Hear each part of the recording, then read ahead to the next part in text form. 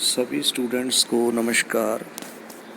मैं Gurpreet Singh, assistant professor economics, Chaudhary Ballu Ram Godara, government girls college Sri Ganganagar.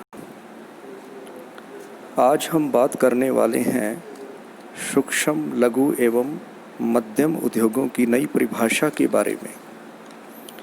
जैसा कि आप सभी जानते हैं कि कोविड-19 के दौरान जो इकोनॉमिक डिप्रेशन आया है, उससे उभरने के लिए केंद्र सरकार ने 20 लाख करोड़ रुपए के वित्तीय प्रोत्साहन पैकेज की घोषणा की है, जिसमें MSME क्षेत्र के लिए मतलब माइक्रो, स्मॉल, मीडियम एंटरप्राइजेस के लिए 3 लाख करोड़ रुपए के ऋण उपलब्ध करवाए जाने हैं।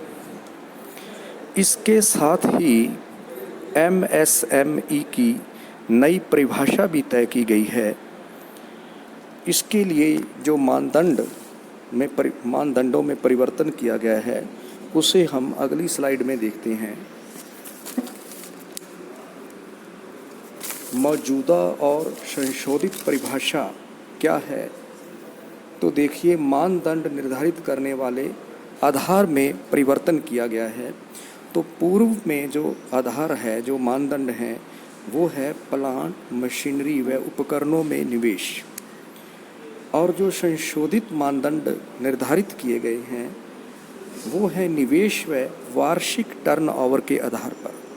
तो पूर्व में प्लांट, मशीनरी व उपकरणों में निवेश के आधार पर किसी इकाई को सूक्ष्म, मध्यम या लघु माना जाता था, लेकिन अब निवेश व वार्षिक टर्नओवर के आधार पर उस इकाई का निर्धारण होगा। दूसरी बात जो इसमें नोट करने योग्य है, वो ये है कि पहले सेवा व विनिर्माण की इकाइयों के लिए ये मानदंड अलग अलग हुआ करते थे, लेकिन अब इसे समाप्त करके सेवा व निर्माण क्षेत्र की इकाइयों के लिए ये मानदंड समान कर दिए गए हैं। तो अगले स्लाइड में हम देखते हैं कि इसमें क्या चेंजेस किया गया है। तो देखिए, मौजूदा और संशोधित जो परिभाषा है हुए हैं।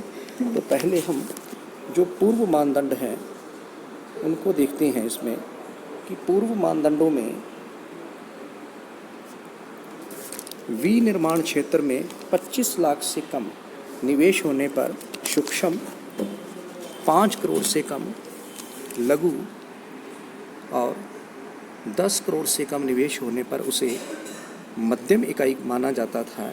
लेकिन सेवा क्षेत्र में 10 लाख से कम निवेश पर सूक्ष्म, 2 करोड़ से कम निवेश पर लघु और 5 करोड़ से कम निवेश पर मध्यम इकाई माना जाता था। लेकिन यदि हम अब आगे देखते हैं, तो जो संशोधित एवं वर्तमान, उसमें सेवा व विनिर्माण दोनों के लिए समान कर दिया गया है। तो यहाँ देखते हैं हम, सेवा व विनिर्माण के लिए निवेश सीमा जो क्या रखी गई है, वो है सूक्ष्म के लिए 1 करोड़ से कम, लघु के लिए 10 करोड़ से कम और मध्यम के लिए 20 करोड़ से कम रखी गई है। और टर्नओवर सीमा जो है, इसे आपको याद करने की आवश्यकता नहीं है, क्योंकि टर्नओवर सीमा निवेश सीमा की 5 गुनी है। मतलब यदि किसी यूनिट में, यदि किसी इकाई में 5 करोड़ से कम निवेश है, तो वह सूक्ष्म इकाई माना जाएगा और उसका टर्नओवर सीमा 5 करोड़ से कम होनी चाहिए। यानी 1 करोड़ का 5 गुना 5 करोड़। यदि 10 करोड़ से कम है तो उसकी टर्नओवर सीमा रहेगी 50 करोड़। यदि 20 करोड़ से कम है तो उसकी टर्नओवर सीमा होनी चाहिए 100 करोड़ से कम। तो इस प्रकार से 2 बातें निर्धारित की गई हैं। निवेश सीमा और इकाई की टर्नओवर सीमा के आधार पर उस इकाई को तय किया जाएगा कि वो सूक्ष्म इकाई है, मध्यम इकाई है या वो लघु इकाई है।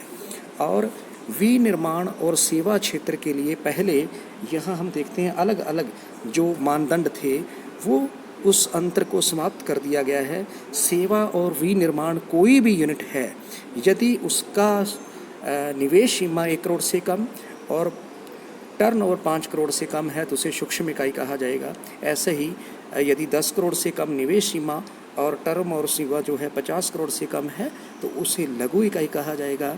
यदि उसका निवेश 20 करोड़ से कम और उसका टर्नओवर सीमा 100 करोड़ से कम है तो उसे जो है एक तरह से मध्यम इकाई कहा जाएगा। तो ये चेंजेस किया गया है अभी हाल ही में।